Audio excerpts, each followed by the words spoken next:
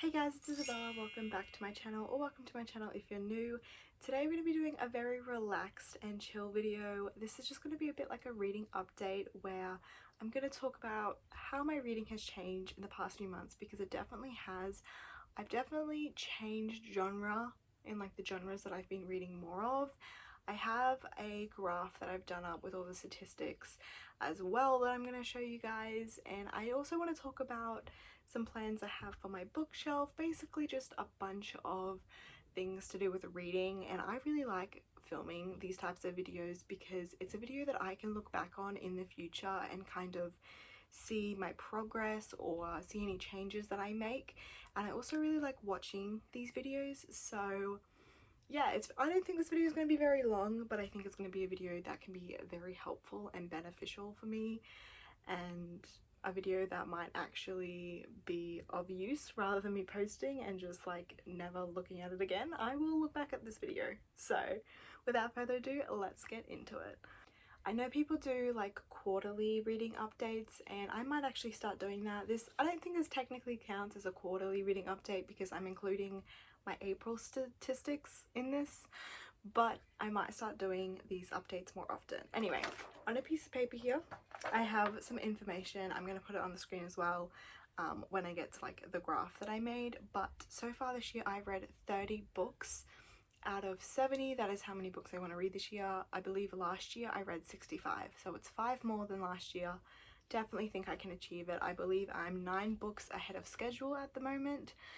And I'm only including like books that are like proper novels or like not Wattpad because I have read a few Wattpad, but I'm not including them. And I'm 43% complete on my overall goal of the year, which I'm very happy with considering we're not even halfway through the year and I'm nearly halfway like to my reading goal. The graph I'm gonna pop right here. These are the genres. So we have romance, I've read 10, fantasy, I've read 3, middle grade, I've read 9, which is definitely different from my usual reading, and that's because I did middle grade March. We have non-fiction, which is 4, 1 classic, 1 thriller, 2 historicals, and 1 poetry. This is like kind of crazy to me when I realized the genres that I was reading, because this is like completely different from what I usually read. So things that kind of don't surprise me is romance. Having read 10, I've read the most romance. Romance has always been top of the genre. That doesn't, nothing new. The fact I've only read 1 thriller though, that is really different and not like me. I know last year thriller was like the most read genre, so the fact I've only read 1 is kind of mind-blowing. Although some of the middle grades I read were thriller, mystery, but they're middle grade, so I feel like they're just not, doesn't count in my mind. Fantasy I've only read 3, but that will be changing because one of the things I've noticed recently is I've had such a, basically, let me explain. I've started reading ACOTAR, A Court of Thorns and Roses.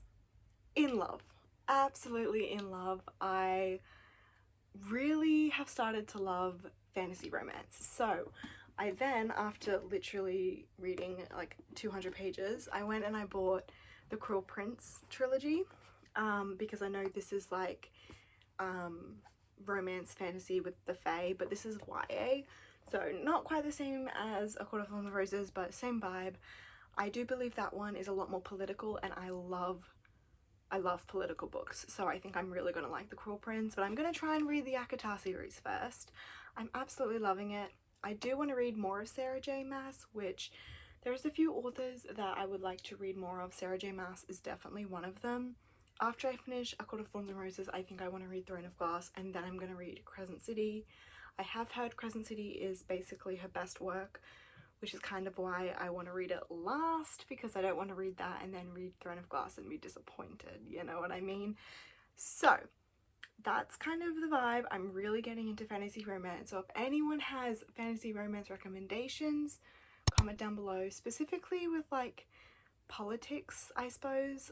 Doesn't have to, but like I really like fantasy that has like the courts and something going on with kingdoms, usually with rivals, because that's usually the plot. But that's kind of why I think this is kind of like why I wanted to make this video to begin with, is because it's just like my reading tastes have changed so much. Like I've never been a big fantasy reader, I've always been thriller, and now it's like I'm struggling to pick up a thriller book and all I want to read is fantasy romance. And I'm not mad about it, like I'm really loving it. I'm loving A Court of Thorns and Roses. I know I already said that, but it's so good. Everyone hates Tamlin, and I haven't hit the point in the book yet that I think I know why everyone hates Tamlin, because so far Tamlin's the vibe, but I know everyone hates Tamlin, so don't spoil anything in the comments, but haven't hit that point in the book yet. Anyway, I'm just excited. I'm excited. I'm gonna move these back here. So there we go. They look good there. Anyways, what was I gonna say? I feel like I'm really just chatting about random stuff. Like I just went on a whole rant about Tamlin. What that has to do with this video, I have no idea. Another really exciting thing is I pre-ordered my first book ever. I've never pre-ordered a book because I always wait to see people's reviews, but it was by one of my favorite authors, which is Bridget Kemmerer, and it is a hardcover signed edition and it's personalized, so even better. And it is Forging Silver into Stars. So excited. This book is set in the same universe as the Cursebreaker trilogy, and I believe it picks up on like basically where the third book left, except we're following a few new characters. Really excited. I hope I like the book, and even if I don't like the book, I don't care because she's still like one of my favorite authors and I love her so much. I feel like the birds are really loud. I'm so sorry. My window is literally shut. I would like to read some more poetry, however, fun fact, I do write my own poetry, so I don't know, I feel like if I read too much of the poetry, it'll make me not want to write. I know that's kind of weird, but that's just how my brain works, so I only have read like 2 poetry books and that's it, because I prefer just to write my own. But if anyone has any good poetry recs, comment them below. I feel like this video is just me asking for more recommendations, which is dangerous because again, I have too many books on my shelves. But yeah, would like to read more poetry. I am trying to read more classics, although we all know I am not a classics reader. I did read Little Women, loved it, will be in my April wrap up. Adored it, it was really good. I don't know what classic I'd like to read next, to be honest. I don't think I'm ready for a Jane Austen. I feel like that will just it's too smart for my brain. I've tried Jane Austen. Maybe a simplified version would be easier, I don't know. But yeah, one more thing, let's talk about my bookshelves. My bookshelves, they're very chaotic. Basically what I want to do is I want all my books to be hardcovers. Easier said than done because we all know how expensive hardcovers are.